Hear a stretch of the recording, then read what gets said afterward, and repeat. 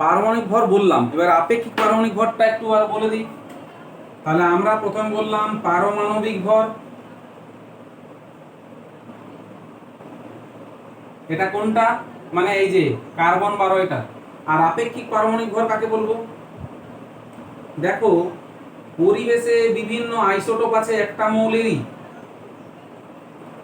আপেক্ষিক পারমাণবিক ভর একটা মৌলের বিভিন্ন আইসোটোপ আছে। যেমন ধরো ক্লোরিন, ক্লোরিন আছে 1735, ক্লোরিন আছে 1737, ঠিক আছে। ক্লোরিন 35 আছে কতটা, এটা আছে 75%। আর ক্লোরিন 37 কত আছে, 25%। এটা মিলে গিয়ে কি হয়, এটা মিলে গিয়ে কি হয় জানো, ক্লোরিনের এই পার্সেন্টেজটা কত পারে, ক্লোরিনের পারমাণবিক ভর বেরোয়, গড় পারমাণবিক ভর বেরোয় 35.5। এইটা এটা ক্লোরিনের না তো 35 আছে আর না তো 37 আছে, তাহলে এটা কি বেরোলো, দুটোকে মিলিয়ে নিয়ে ক্লোরিনের গড় বার করা হলো, তাহলে 35.5 বেরোলো। এইটাকে বলা হচ্ছে আপেক্ষিক পারমাণবিক ভর, এইটাকে বলা হচ্ছে আপেক্ষিক পারমাণবিক ভর। বোঝা গেল? তাহলে আপেক্ষিক পারমাণবিক ভরটা বললাম। এরপর আছে নিউক্লিয় ভর, নিউক্লিয় ভর। আচ্ছা বলো তো, পরমাণুর কটা অংশ? দুটো অংশ, নিউক্লিয়াস এবং ইলেকট্রন মহল। তাহলে পরমাণুর মোট ভর যা পেলাম সেখান থেকে যদি ইলেকট্রনের ভর বাদ দিয়ে দিই, মানে ইলেকট্রনগুলোর ভর যদি বাদ দিয়ে দিই, তাহলে কি পড়ে থাকে, নিউক্লিয়াসের ভর। তাহলে যেটা পড়ে থাকে সেটাই হলো নিউক্লিয়াসের ভর। আমি আবার বলছি, পরমাণুর মোট ভর হলো নিউক্লিয়াসের ভর প্লাস বাইরের কক্ষে পরিক্রমণরত ইলেকট্রনগুলোর ভর। এখন যদি আমরা পরমাণুর বাইরের কক্ষে ইলেকট্রনগুলোর ভর পরমাণুর মোট ভর থেকে বাদ দিয়ে দিই, তাহলে কি পাই, নিউক্লিয়াসের ভর পেয়ে যাব। এটাকেই বলা হচ্ছে। এখন দেখো পরমাণুর বাইরের কক্ষপথে পরিক্রমণরত ইলেকট্রনগুলোর ভর খুব বেশি নয়, তাই মোটামুটিভাবে আমরা পরমাণুর ভরটাকেই পরমাণুর নিউক্লিয়াসের ভর ভাবতে পারি, ঠিক আছে, প্রায় একই ধরা যায়। এবার আছে ভর সংখ্যা। কোনো পরমাণুর নিউক্লিয়াসে প্রোটন সংখ্যা এবং নিউট্রন সংখ্যার যোগফলকে ভর সংখ্যা বলে, ঠিক আছে। তো যাই হোক, এগুলো তোমরা দেখবে, ভর সংখ্যা, ভর সংখ্যার চিহ্ন এবং কিভাবে আমরা লিখব সেগুলো। যেমন ধরো আমি অলরেডি এখানে লিখে আছি, এই যে দেখো কার্বন 12 লিখেছি। অ্যাকচুয়ালি কার্বনের মাথায় যেটা লেখা হয়েছে সেটা হচ্ছে কার্বনের ভর সংখ্যা, এই যে 12 যেটা লেখা হয়েছে সেটা হচ্ছে ভর সংখ্যা, ঠিক আছে। আর তার পরমাণু ক্রমাঙ্কটা নিচে লেখা হয়। অ্যাকচুয়ালি এটা এইভাবে লিখতে পারি, তোমরা পারমাণবিক ভর আর আপেক্ষিক পারমাণবিক ভর বুঝে গেছো। এবার আমি দেখো ভর সংখ্যা এবং পারমাণবিক সংখ্যা দিয়ে একটি মৌলকে কিভাবে প্রকাশ করা হয়। যেমন ধরো কার্বন, তার পারমাণবিক সংখ্যা আছে 6। পারমাণবিক সংখ্যা মানে হচ্ছে কি, নিউক্লিয়াসে প্রোটন সংখ্যাটাকে বলা হচ্ছে পারমাণবিক সংখ্যা, আর নিউক্লিয়াসে প্রোটন এবং নিউট্রনের মোট সংখ্যাকে বলা হচ্ছে ভর সংখ্যা। তাহলে এইভাবে লেখা, এটা ক্লাস 10-এ পড়েছো তোমরা। এবারে আইসোটোপ বা সমস্থানিক, আইসোবার এবং আইসোটোন, এগুলো বাড়িতে পড়বে। আমি শুধু ভারী জল বলে একটা পয়েন্ট আছে ওটা বলে দিচ্ছি। হাইড্রোজেনের 3টা আইসোটোপ আছে। আমি আবারও বলছি, আইসোটোপ, আইসোবার আর আইসোটোন, এদের এক্সাম্পল।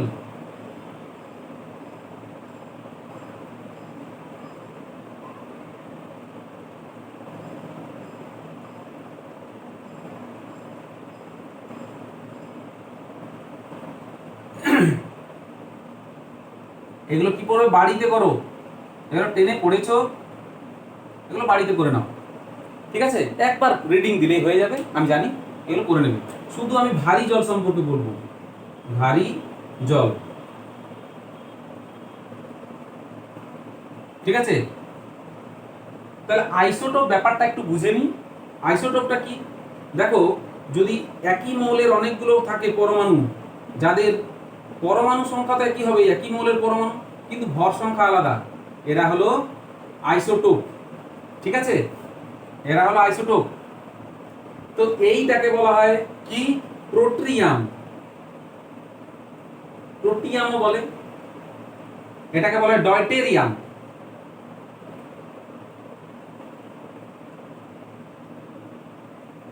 আর এইটাকে বলে ট্রিটিয়াম বা টাইট্রিয়াম। দেখবে বিভিন্ন বইয়ে ইংরেজিটার বিভিন্ন বাংলা করেছে। ঠিক আছে, তো এই জলটা আমরা মূলত ব্যবহার করি। এই যে এই প্রোটিয়ামের জলটা H2O, এইটা আমরা ব্যবহার করি প্রকৃতিতে। এটা আমরা পানীয় জল, খাদ্য বা পানীয় জল এবং স্নান টান করার জন্য এই জলটাই সাধারণত পেয়ে থাকি। কিন্তু পরিবেশে খুব সামান্য পরিমাণে ভারী জল বা ডয়টেরিয়ামও থাকে, খুব সামান্য পরিমাণে। এইটাতে H2O, এটার সঙ্গে তো H2O, কিন্তু এর হচ্ছে কি 18 হয়। তোমরা জানো কেন? হাইড্রোজেনকে 2 লেখা যায়। হাইড্রোজেন মানে দুটো হাইড্রোজেন, তাহলে দুটো হাইড্রোজেন প্লাস একটা অক্সিজেন সমান কত লিখবো? 1 প্লাস 1 প্লাস 16 হয়ে গেল কত? 18। কিন্তু এইখানে লিখতে হবে 2, একটা হাইড্রোজেন 2 প্লাস আরেকটা, এখানেও লিখবো হাইড্রোজেন প্লাস অক্সিজেন, এখানে লিখবো 2 প্লাস 16 সমান হয়ে গেল কত? 20। এইটাকে বলা হয় ভারী জল, এটাকে বলা হয় ভারী জল, মনে রাখবে। আর একটা তেজস্ক্রিয় জলও আছে, ট্রিটিয়াম দিয়ে একটা তেজস্ক্রিয় জলও আসবে। যাই হোক, আমরা ভারী জলটা বুঝলাম। তাহলে দেখো, ট্রিটিয়াম তো বেশি ভারী, তাহলে ডয়টেরিয়াম থেকে কেন ভারী জল হয়? ওটা যে আলাদা নাম রেখে দিয়েছি, আবার তেজস্ক্রিয়। ঠিক আছে, আচ্ছা। নেক্সট, এরপরে দেখো তোমাদের আইসোটোপ। আইসোটোপে কি বুঝতে পারছো তো? ভর সংখ্যা সমান কিন্তু ভর সংখ্যা আলাদা কিন্তু প্রোটন সংখ্যা সমান। অর্থাৎ একই মৌলের ভিন্ন ভিন্ন পরমাণুর মধ্যে যদি নিউট্রন সংখ্যার পার্থক্য থাকে, তখন আইসোটোপ সৃষ্টি হয়। ঠিক আছে, আচ্ছা, ভারী জলের একটা ব্যবহার বলে দাও। পরমাণু চুল্লিতে মডারেটর মানে জানো? পরমাণু চুল্লিতে অতি শক্তি সম্পন্ন কণাগুলোকে, আলফা কণা হোক, বিটা কণা হোক, হ্যাঁ, এগুলোকে স্লো বা মন্দীভূত করার জন্য মডারেটর ইউজ হয়। মডারেটর মানে ভারী জল, তার মধ্য দিয়ে যখন অতি শক্তি সম্পন্ন বা অতি গতিবেগ সম্পন্ন কণাগুলোকে চালিত করা হয়, তখন তারা ভারী জলের সঙ্গে সংঘর্ষ ঘটিয়ে কি করে? নিজেরা স্লো হয়ে যায়, অর্থাৎ মন্দীভূত হয়। ঠিক আছে, এরপর দেখো আইসোবার আছে। আইসোবারের এক্সাম্পল হচ্ছে কি? কার্বন আর তোমাদের নাইট্রোজেন।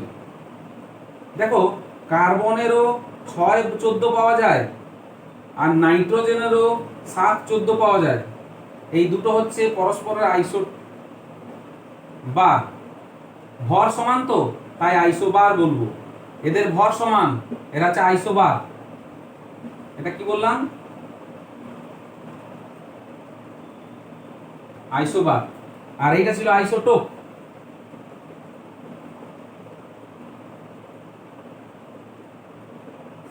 এটা হলো আইসোবার। আইসোবারে কি? যাদের ভিন্ন ভিন্ন মৌলের পরমাণুর ভর সংখ্যা যদি সমান হয়ে যায়, তাহলে তাদের ভর সংখ্যা সমান কিন্তু পরমাণুর ক্রমাঙ্ক আলাদা, তাই এদেরকে পরস্পর আইসোবার বলে। আর আইসোটোনটা কি হলো? যাদের মধ্যে নিউট্রন সংখ্যা সমান। দেখো, কার্বন আইসোটোন,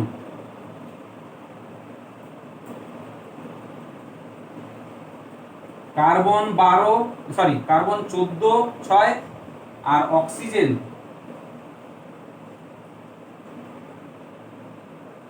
বলো, অক্সিজেন কত হবে? 8, 16। দেখো, 14 - 6, তাহলে এখানে কতগুলো নিউট্রন আছে বলো? 8টা নিউট্রন আছে, আর এখানে 8টা নিউট্রন আছে। তাহলে যেহেতু নিউট্রন সংখ্যা সমান, তাহলে এই দুটো হলো পরস্পরের আইসোটোন। যাই হোক, এদের এক্সাম্পল গুলো এইগুলো মনে রাখবে, আইসোবার, আইসোটোপ, আইসোটোন। ঠিক আছে, নেক্সট তোমাদের এরপরে পারমাণবিক সংখ্যাটা তোমাদের তো আগেই আমি বলে দিয়েছি। হ্যাঁ,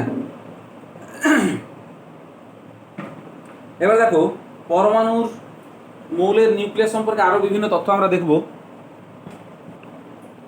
এবার আমরা পড়ব নিউক্লিয়াসের বন্ধন শক্তি বিষয়। নিউক্লিয়াসের বন্ধন শক্তি বিষয়ে পড়ব, ঠিক আছে? তো নিউক্লিয়াসের বন্ধন শক্তি পড়তে গেলে আমরা আগে দেখব যে নিউক্লিয়াসের বন্ধন শক্তি কেন উৎপত্তি হয়, তারপরে নিউক্লিয়ার বন্ধন শক্তি ক্যালকুলেশন করব, ঠিক আছে? নিউক্লিয়াসের বন্ধন শক্তি কেন উৎপন্ন হয়? দেখো, যখন পৃথক পৃথকভাবে থাকে প্রোটন আর নিউট্রনগুলো, তখন তাদের মধ্যে কোনো আকর্ষণ নেই, মানে দূরে দূরে আছে প্রোটন নিউট্রনগুলো। এইবারে ওই রকম কিছু বেশ কিছুগুলো প্রোটন আর বেশ কিছুগুলো নিউট্রনকে নিয়ে আমি এক জায়গায় এনে জড়ো করলাম। তো জড়ো করলে কি হবে? একটা নিউক্লিয়াস উৎপন্ন হবে। কিন্তু আমি লক্ষ্য করছি যে যখন আমি নিউক্লিয়াসটা গঠন করলাম, ওই যে ইন্ডিভিজুয়াল বা পৃথক পৃথকভাবে থাকা নিউট্রন এবং প্রোটনগুলির ভর যা ছিল, এখন একসঙ্গে যোগ করে দেওয়ার ফলে, মানে নিউক্লিয়াস গঠন করার ফলে তাদের ভর কিছুটা কমে গেল, মোট ভর কিছুটা কমে গেল। মোট ভর কি বললাম? কিছুটা কমে গেল। এই যে ভরটা কমে গেল, এটা কি হলো? কিসে পরিণত হলো? এটা শক্তিতে পরিণত হলো। এবং শক্তিতে পরিণত হওয়ার পরে তা নিউট্রন এবং প্রোটনকে তীব্র আকর্ষণ বল দ্বারা পরস্পরের সঙ্গে ধরে রাখতে সাহায্য করছে। কোথায়? না নিউক্লিয়াসের মতো বিন্দুবৎ স্থানে, নিউক্লিয়াসের মতো ক্ষুদ্র বিন্দুবৎ স্থানে ওই শক্তিটা নিউট্রন এবং প্রোটনকে ধরে বেঁধে রাখতে সাহায্য করছে। সোজা ভাষায় আমি একটা এক্সাম্পল দিয়ে বলি তোমাদেরকে। ধরো তুমি গ্রামে গেছো, খড় কিনে আনছো, খড় কিনে আনতে গেছো, তুমি দড়ি নিয়ে যেতে ভুলে গেছো। তুমি করলে কি? বেশ কিছুটা খড়কে, কয়েক আঁটি খড়কে কি করলে? জলে চুবিয়ে নিলে। জলে চুবিয়ে নিলে সেই খড়গুলো দিয়ে দড়ি বানালে। তাহলে তোমার যে খড়টা গরু বা বাছুরকে খেতে দিতে, সেই খড়ের পরিমাণ কিছুটা কমে গেল কি না? এটাকে ভর ত্রুটি বলছি। যে খড়টা তুমি গরু বাছুরকে খেতে দিতে কিনলে তুমি, সেটা কিছুটা কমে গেল। কেন? ওটা কি কাজে লাগলো? দড়ি বানাতে। এবারে ওই দড়ি দিয়ে তুমি খড়গুলোকে বেঁধে গাড়িতে চাপিয়ে নিয়ে আসছো, তাহলে সেই যে ভর হারিয়ে গেল, কিছুটা খড়ের কিছুটা ভর কমে গেল, তো ওটা কি হিসেবে কাজে লাগলো বলো? দড়ি তৈরি করতে। অর্থাৎ তাহলে খড়গুলোকে বেঁধে রাখতে সাহায্য করলো। তাই এইটা হলো বন্ধন শক্তির একটা ভালো উদাহরণ ভাবতে পারো। তাহলে এখন আমি বন্ধন শক্তি ক্যালকুলেশন করব। তাহলে পৃথকভাবে থাকা একটা প্রোটন বা একটা নিউট্রনের ভর কত, সেগুলো আমাদের আগে জানা উচিত, ঠিক আছে? আমি কিন্তু নিউট্রনের ভর ধরবো, তোমাদের বইয়ে নিউট্রনের ভর ধরেনি, আমি নিউট্রনের ভর ধরবো, পরে সেটা আলাদা করে দেবো, ঠিক আছে? মনে করলাম জেড সংখ্যক প্রোটন যুক্ত হচ্ছে আর এন সংখ্যক নিউট্রন যুক্ত হচ্ছে। এন সংখ্যক নিউট্রন যুক্ত হয়ে কি উৎপন্ন করছে? নিউক্লিয়াস ভর উৎপন্ন করছে, এম এন ইউ সি। এই নিউক্লিয়াসটা উৎপন্ন করছে। তাহলে জেড সংখ্যক প্রোটন, এন সংখ্যক নিউট্রন যুক্ত হয়ে একটি নিউক্লিয়াস গঠন করছে, ঠিক আছে? এইবারে জেড সংখ্যক, তাহলে দেখো এদের মিলিত ভর আগে বেশি ছিল, প্রোটন এবং নিউট্রনের মোট ভর কার থেকে বেশি ছিল? এই নিউক্লিয়াসের ভরের থেকে একটু বেশি ছিল। যখনই নিউক্লিয়াসে পরিণত হলো, তখন সেটা কমে গেল। তাহলে বলি জেড সংখ্যক প্রোটন, একটি প্রোটনের ভর যদি এমপি ধরে নিই, তাহলে জেড সংখ্যক প্রোটনের ভর কত? Z MP. এন সংখ্যক নিউট্রনের ভর কত?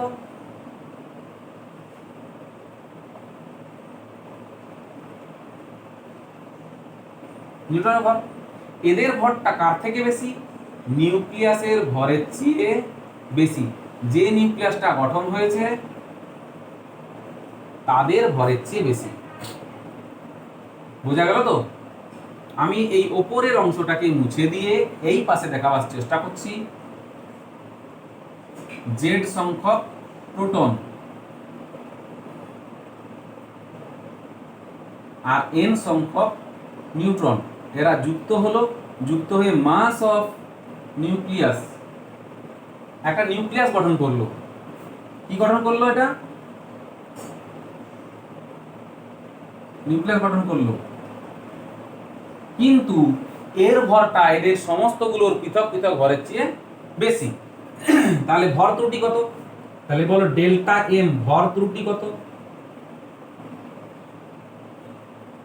ভর ত্রুটি কত বলো? আগের ভর মাইনাস পরের ভর, Z MP minus N plus N MN minus M NUC, বটে কিনা বলো? প্রোটন এবং নিউট্রনের মোট ভর থেকে নতুন উৎপন্ন নিউক্লিয়াসের ভরটা বিয়োগ দিলে আমি কি পেয়ে যাব? কতটা ভর হারিয়েছে সেটা পেয়ে যাব। এরপর দেখো আমরা জানি এ ভর সংখ্যা সমান কত?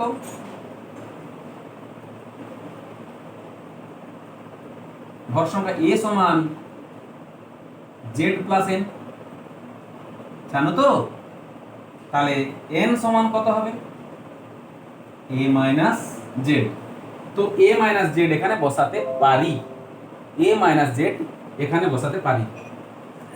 আমি গোটা ঘটনাটা করে নিয়ে বসাতে পারি। তাহলে জেড,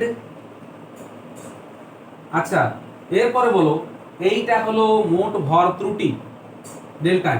যদি এই ভর ত্রুটি, এই যে ভর ত্রুটি হয়েছে, এই পুরো ভরটা শক্তিতে রূপান্তর হয় তাহলে কত শক্তি হবে? তাহলে যদি এই হারিয়ে যাওয়া ভর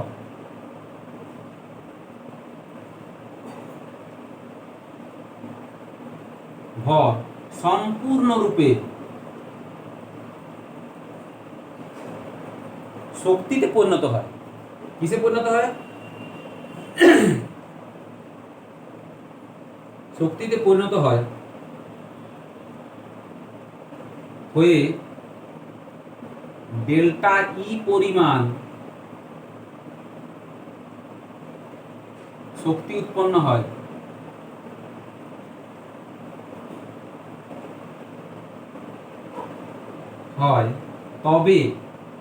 তবে কি জানো? তবে এই যে ডেল্টা ই সমান কত হবে? ডেল্টা এম সি স্কোয়ার, ঠিক তো? কোন অবজেকশন নেই। ডেল্টা এম মানে কত? Z MP plus N MN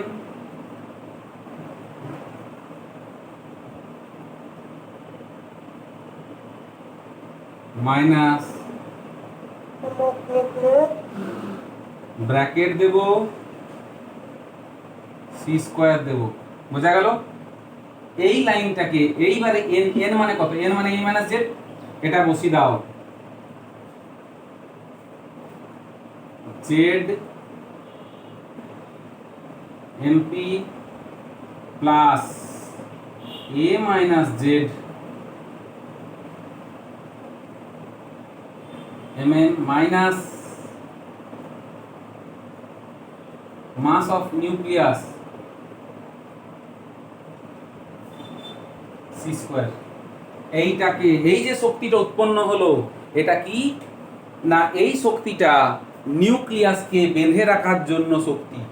নিউক্লিয়াসের কে মানে কি? নিউক্লিয়াসের মধ্যে নিউট্রন এবং প্রোটনকে বেঁধে রাখার জন্য শক্তি এটা উৎপন্ন হলো।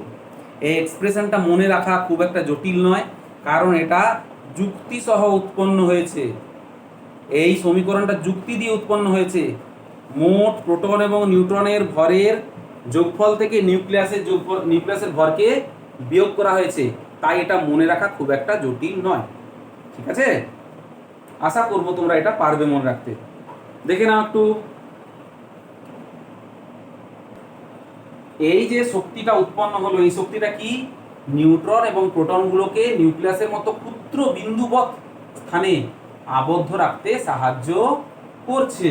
তো এটাকেই বলা হচ্ছে বন্ধন শক্তি, এটাকেই বলা হচ্ছে বন্ধন শক্তি।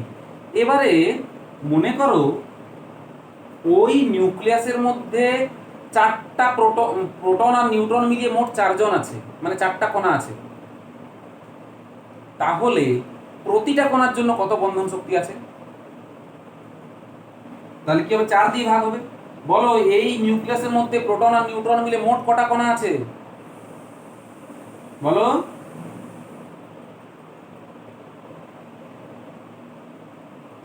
এই নিউক্লিয়াসে প্রোটন আর নিউট্রন মিলে মোট কটা কণা আছে? এ সংখ্যক। তাহলে এ সংখ্যক কণার মোট বন্ধন শক্তি এতটা। তাহলে একটি কণার বন্ধন শক্তি কত? That means binding energy per nucleon.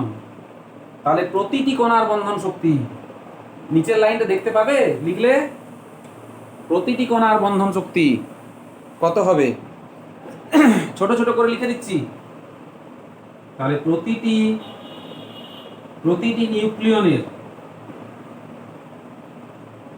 নিউক্লিয়নের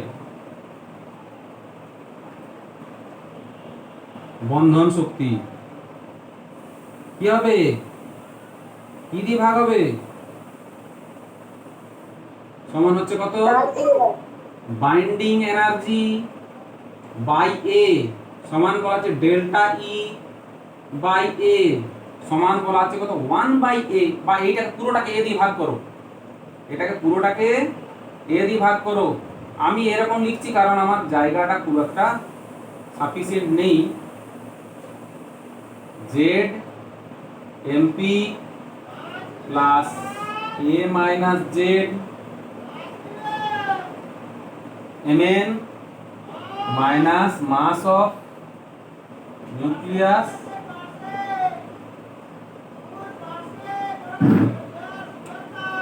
ঠিক আছে। তাহলে এই দেখো বাইন্ডিং এনার্জি পার নিউক্লিয়ন, এই যে বাইন্ডিং এনার্জি পার নিউক্লিয়ন আলোচনা করলাম, এইটা নিয়েই এরপরে আমাদের আলোচনাটা চলবে। আচ্ছা দেখো এই যে বাইন্ডিং এনার্জি পার নিউক্লিয়ন, এটা কিন্তু মেগা ইলেকট্রন ভোল্টে বেরোয় সামথিং, এখানে সামথিং মেগা ইলেকট্রন ভোল্টে বেরোয় এটা। এই বাইন্ডিং এনার্জি পার নিউক্লিয়ন অর্থাৎ প্রতি নিউক্লিয়নের জন্য বন্ধন শক্তি যত বেশি হবে তত বেশি সেই নিউক্লিয়াসটা স্থায়ী হবে, সেই নিউক্লিয়াসটা তত বেশি স্থায়ী হবে। বুঝতে পারছো তো? তো দেখা গেছে যে হিলিয়ামের ক্ষেত্রে এই যে বাইন্ডিং এনার্জি পার নিউক্লিয়ন এটা হচ্ছে কত? 7 পয়েন্ট দেখবে তোমাদের 10004 এরকম mega electron volt, 4 mega electron volt. এই যে যত পরমাণু ক্রমাঙ্ক বাড়তে থাকে, যত পরমাণু ক্রমাঙ্ক বা ভর সংখ্যা এদিকে বাড়তে থাকে, এটা পরমাণু ক্রমাঙ্ক না বলে ভর সংখ্যা বলাই ভালো, তত বাইন্ডিং এনার্জিও ধীরে ধীরে বাড়তে থাকে। এবং যে পরমাণুগুলোর বাইন্ডিং এনার্জি, এদিকে বাইন্ডিং এনার্জি বা এটাকে এরকমও প্লট করা হয়, ওই যে ডেল্টা ই বাই এ, এটাও প্লট করা হয়। ঠিক আছে, delta E binding energy by A এটা প্লট করা হয়, বা এটা ব্যাপারটা কি তোমরা জানো। যার তাহলে 8.0 মেগা ইলেকট্রন ভোল্ট এর চেয়ে বেশি বাইন্ডিং এনার্জি যাদের, তারা বেশি স্থায়ী হয়। আমি একটা কথা বললাম যে বাইন্ডিং এনার্জি পার নিউক্লিয়ন অর্থাৎ কোনো নিউক্লিয়াসের মধ্যে প্রোটন এবং নিউট্রন মিলিয়ে মোট যতগুলো কণা আছে সেই সংখ্যা দ্বারা মোট বাইন্ডিং এনার্জিকে ভাগ করে দিলে, এই যে মোট বাইন্ডিং এনার্জিকে ভাগ করে দিলে সেটা কি বেরোয়? বাইন্ডিং এনার্জি পার নিউক্লিয়ন বা প্রতি নিউক্লিয়নের বন্ধন শক্তি। এই প্রতি নিউক্লিয়নের বন্ধন শক্তিটা যত বেশি হবে পরমাণুটা নিউক্লিয়াস তত বেশি স্থায়ী হবে। তো দেখা গেছে যে 8 মেগা ইলেকট্রন ভোল্ট তার বা তার চেয়ে বেশিও বাইন্ডিং এনার্জি হয়। তো আমরা এখানে গ্রাফটা কিরকম পাবো? ওই যে হাইড্রোজেন, হিলিয়াম, লিথিয়াম, বেরিলিয়াম করে যাবো। তো দেখো এদিকে কিন্তু জেড নয়, এদিকে কি দিয়েছে? ভর সংখ্যা। এদিকে প্লট করা হয়েছে ভর সংখ্যা। ঠিক আছে, তাহলে এর গ্রাফটা কিরকম হবে? এই প্রথমেই দেখবে এখানে এরকম আছে, ছট করে খুব তাড়াতাড়ি দেখবে এখানেই উঠে গেছে,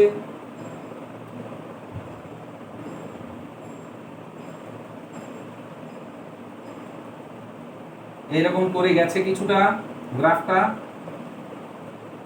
এরকম হয়েছে, তোমরা লক্ষ্য করবে গ্রাফটা এরকমই হয়েছে বা এরকম করে চলে গেছে, ঠিক আছে, খুব নামে নিয়া।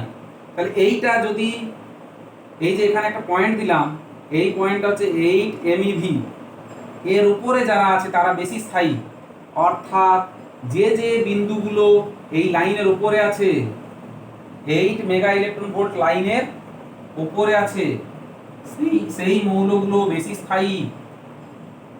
কথা বোঝা গেল? সেই মৌলগুলো বেশি স্থায়ী, ঠিক আছে। আর যত উপরের দিকে যাচ্ছে, এই গ্রাফ থেকে লক্ষ্য করবে যত উপরের দিকে যাচ্ছে অর্থাৎ ভর সংখ্যা বাড়ছে, তত বাইন্ডিং এনার্জি বা বন্ধন শক্তি কমছে। এই যে দেখো এইদিকে বন্ধন শক্তি BE বাই A এটা কমছে, কমছে, এদিকে কমছে। তাই জন্য ভারী মৌলের নিউক্লিয়াসগুলো কি হয় বলো? ভারী মৌলের নিউক্লিয়াসগুলো ভঙ্গুর হয়, অর্থাৎ ভারী মৌলের নিউক্লিয়াসগুলো সহজেই ভেঙে গিয়ে হালকা মৌলের নিউক্লিয়াসে পরিণত হয়। তো এটাকে ভঙ্গুর না বলে কি বলা হচ্ছে ভালো ভাষায়? অস্থায়ী। ভারী মৌলের নিউক্লিয়াসগুলো বেশি অস্থায়ী হয় কেন? তাহলে বলতে হবে যে এদের নিউক্লিয়াসের বাইন্ডিং এনার্জিটা কম। আরও একটা আছে, তার মধ্যে প্রোটন সংখ্যা বেড়ে যায়, তাদের মধ্যে বিকর্ষণ বলও বেড়ে যায়, সেটা অন্য গল্প। তো আমরা বাইন্ডিং এনার্জির গ্রাফটা পর্যন্ত আজকে দেখলাম। একটা নিউট্রন বা প্রোটনের ব্যাসার্ধ হচ্ছে R0। আমরা নিউক্লিয়াসের ব্যাসার্ধ নির্ণয় করছি,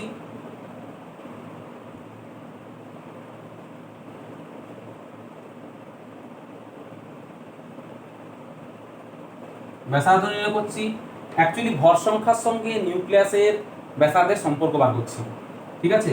তাহলে প্রোটন বা নিউট্রনের Rp বা Rn, নিউট্রন এর ব্যাসার্ধ কত? এটাকে বলা হয় কি জানো? R0 বলা হয়। এটা আমরা হচ্ছে 1.2 ইন্টু 10⁻⁻15 সেন্টিমিটার, মনে রাখবে। কি বললাম? একটি প্রোটন বা নিউট্রনের ব্যাসার্ধ কে R0 ধরা হচ্ছে এবং এটার মান হচ্ছে এত। তো যদি কোনো নিউক্লিয়াসে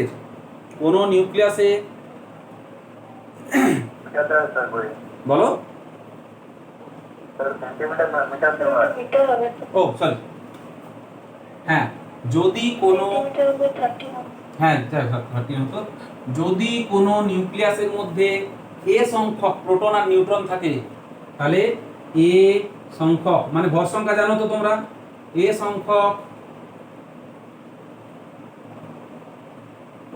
নিউক্লিয়ন, এটা প্রোটন আর নিউট্রন বলবো না, নিউক্লিয়ন থাকলে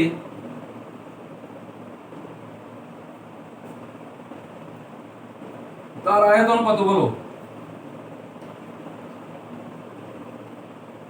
এ সংখ্যক নিউক্লিয়ন থাকলে তার আয়তন, আগে আচ্ছা আমি অন্যভাবে বলছি তো।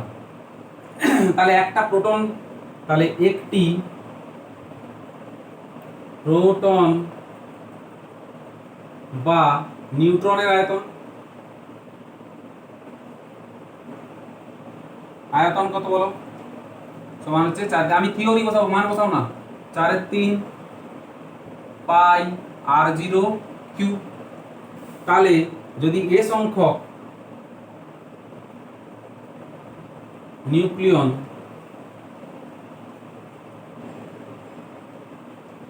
দ্বারা নিউক্লিয়াস গঠন হলে,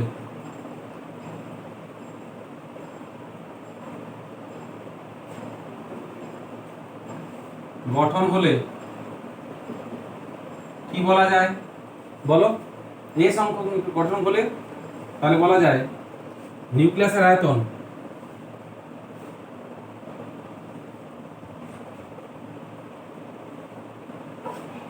কত হবে বলো?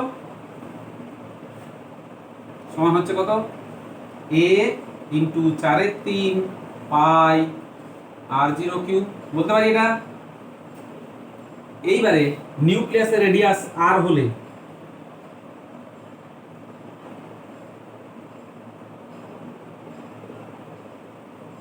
ব্যাসার্ধ আর হলে কি হবে 3.5 পাই আর কিউ সমান হচ্ছে a ইন্টু 4/3 পাই আর 0 কিউ। বলো এটা বলা যাবে কিনা? নিউক্লিয়াসের ব্যাসার্ধ আর হলে মোট আয়তন কত? এইটা। আর আমরা নিউক্লিয়াসের আয়তন আগে কি পেয়েছি?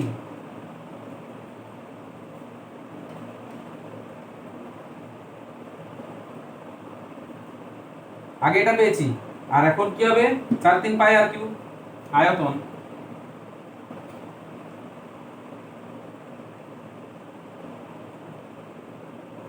তাহলে এই একটা 1 নম্বর আর এটা 2 নম্বর। তাহলে 1 আর 2 তুলনা করে পাই। এইটা আর এটা তুলনা করে কি পাবো?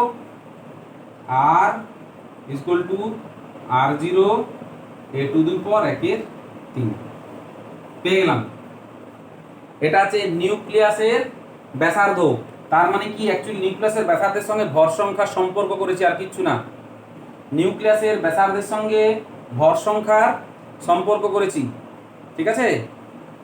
এবারে তোমরা নিউক্লিয়াসের ঘনত্বটা দেখে রাখবে। ঘনত্ব মানে কি? নিউক্লিয়াসের ভর বাই নিউক্লিয়াসের আয়তন। নিউক্লিয়াসের ভর বাই নিউক্লিয়াসের আয়তন করে নেবে, তোমরা এটা দেখে রাখবে, ঠিক আছে। তাহলে আজকের মতো এটাই শেষ করলাম।